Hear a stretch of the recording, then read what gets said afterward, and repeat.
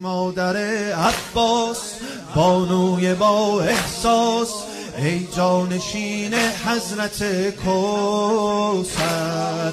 ای مادر عباس بانوی با احساس، ای جانشین حضرت کوثر.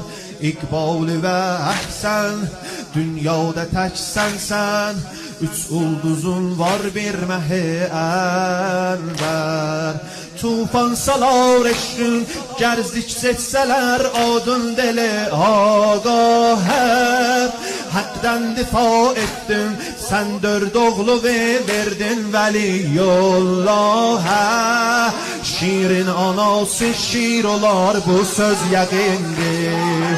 Şiirin anası şiir olar, bu söz yakindir. Abbas eyleyen ümmü